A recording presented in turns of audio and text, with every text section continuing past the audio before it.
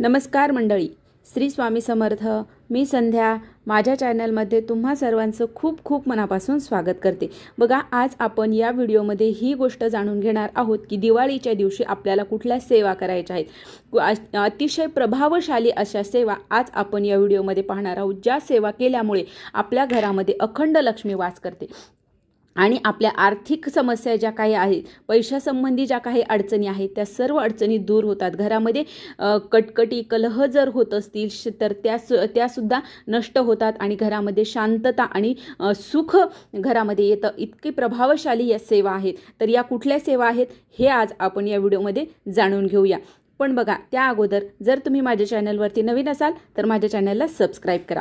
बघा, दिवाळीला आपण लक्ष्मीपूजन करत असतो. आता ते लक्ष्मीपूजन कसं करायचं, विधिवत कसं करायचं, मंत्र, स्तोत्र, पूजा, मांडणी याचा संपूर्ण व्हिडिओ आपल्या चॅनलवरती आलेला आहे. जर तुम्ही तो पाहिला नसेल तर तो नक्की बघा. त्याची लिंक मी तुम्हाला डिस्क्रिप्शन बॉक्समध्ये देते. बघा, आता लक्ष्मीपूजनाच्या दिवशी आपण आपल्या घरामध्ये लक्ष्मी माता ही आपल्या घरामध्ये सूक्ष्म रूपामध्ये ती वास करत असते, विराजमान झालेली असते. या दिवशी आपण लक्ष्मी प्राप्तीचे खूप सारे उपाय करत असतो. लक्ष्मी मातेला आवडणाऱ्या गोष्टी आपण करत असतो. थोडक्यात म्हणजे काय, बघा, लक्ष्मी मातेला काय आवडते, तिला स्वच्छता आवडते. तर आपण त्या दिवशी खूप सर्व घर आपण स्वच्छ केलेलं असतं. आपण केरसुनीची पूजा करतो, ज्याला आपण लक्ष्मी स्वरूप मानत असतो, आणि सर्व घर आपण दिवे लावून लख्ख करून टाकत असतो. घरातील वातावरण आपण त्या दिवशी अतिशय मंगलमय ठेवत असतो. पण बघा, या सर्व गोष्टी आपण करतो, या जरी केल्या तरी सुद्धा आपल्याला माता लक्ष्मीची सेवा उपासना करणं हे तितकंच महत्त्वाचं असतं. त्यामुळे या दिवशी आपल्या घरामध्ये जर आपण या सेवा ही उपासना केली तर घरामध्ये लक्ष्मी स्थिर राहत असते. आणि त्यासाठी आता त्या कोणत्या सेवा आहेत चला जाणून घेऊया. बघा, आता मी ज्या सेवा तुम्हाला सांगणार आहे, पुढे आपण व्हिडिओमध्ये पाहणार आहोत, तर त्या सर्व सेवा जर आपल्याच्याने करणं झाल्या तर नक्की करा. पण बघा, आता एवढ्या सेवा जर करणं शक्य नाही झालं, कारण बघा त्या दिवशी खूप घाई गडबड असते. आता जेवढ्या तुम्हाला शक्य होतील तेवढ्या तुम्ही आवर्जून करा. शक्य झालं तर सर्व करा, पण नाही शक्य तर कमीत कमी थोड्या तरी सेवा आपल्याला या दिवशी करायच्या आहेत. कारण माता लक्ष्मीची उपासना करणं, भगवान विष्णूंची उपासना करणं हे तितकंच महत्त्वाचं असतं. त्यामुळे करायच्या आहेत. आता बघा, आपल्याला या सेवा कुठल्या करायच्या आहेत, कधी करायच्या आहेत, तर बघा, लक्ष्मीपूजन ज्यावेळेस आपलं होऊन जाईल त्यावेळेस आपण नैवेद्य दाखवत असतो. नैवेद्य दाखवल्याच्या नंतर आपण आरती करत असतो. आता आरती कुठली करायची, ज्यात आरत्या तुमच्या घरामध्ये म्हटल्या जातात त्या म्हणायच्या आहेत.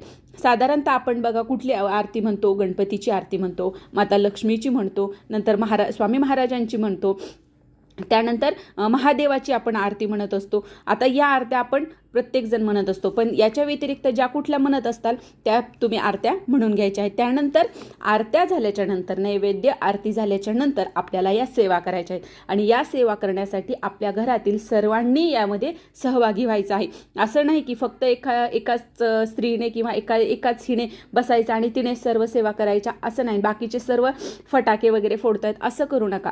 ह्या सेवा होईपर्यंत जास्तीत जास्त, हे बघा, या सेवेला जास्त वेळ लागणार नाही, जास्तीत जास्त अर्धा पाऊण तास लागणार आहे. तर एवढा वेळ तर आपण देऊच शकतो. घरातील सर्वांनी या सेवा करायच्या आहेत. एक जरी स्त्री आपल्या घरातली ही सेवा करत असेल तर बाकीच्यांनी श्रवण करायचं आहे. आता बघा, चला जाणून घेऊया की कुठल्या सेवा आपल्याला करायच्या आहेत. तर बघा, सर्वात अगोदर आपल्याला तंत्रोक्त देवी सूक्त वाचायचं आहे. जे आपल्या दुर्गसप्तशतीच्या ग्रंथामध्ये दिलेलं आहे ते तंत्रोक्त देवी सूक्त आपल्याला सर्वात अगोदर वाचायचं असतं. आणि त्याच्यानंतर आपल्याला श्री स्वामी समर्थ महाराजांची एक माळ जप करायची आहे. बघा, कुठलीही सेवा करत असताना आपल्या गुरूंची सेवा करणं हे तितकंच महत्त्वाचं असतं. म्हणून आपल्याला श्री स्वामी समर्थ महाराजांची एक माळ जप करायची आहे. त्याच्यानंतर ऋणनाशक गणेश मंत्र तुम्हाला वरती स्क्रीनवर दिसत असेल, नाहीतर हे सर्व मंत्र मी तुम्हाला डिस्क्रिप्शन बॉक्समध्ये नक्की देईल. बघा, ऋणनाशक गणेश मंत्र आपल्याला एक माळ म्हणायची आहे. आता बघा, एवढा जर वेळ आपल्याकडे नाही आहे तर कमीत कमी 16 वेळेस तरी आपल्याला या दिवशी म्हणायचं आहे. बघा, मला माहिती आहे की खूप या दिवशी घाई गडबड असते आणि सर्वांनाच म्हणजे फटाके वगैरे वाजवायचे असतात किंवा दुसरे काही कामं असतात.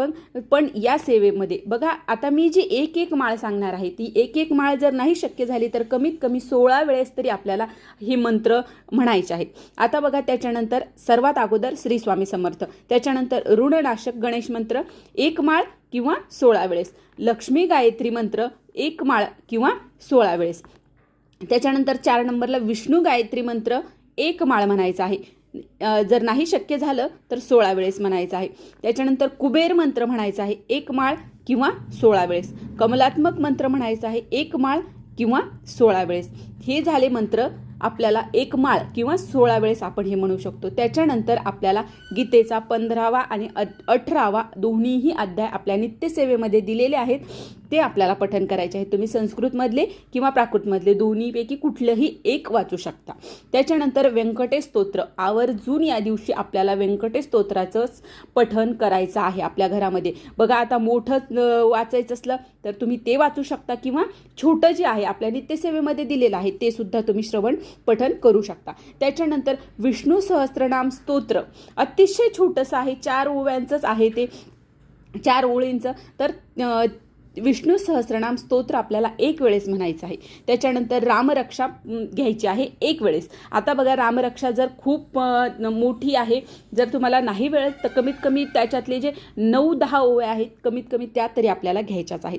त्याच्यासोबत ललिता सहस्त्रनाम आपल्याला शेवटी घ्यायचं आहे. ललिता सहस्त्रनाम आपल्याला घ्यायचं आहे. त्याच्यानंतर सगळ्यात शेवटी आपल्याला क्षमा प्रार्थना स्तोत्र म्हणायचं आहे, जे आपल्या दुर्गा सप्तशतीच्या पाठाच्या पुस्तक आहे त्याच्या शेवटी त्या ग्रंथामध्ये दिलेलं आहे.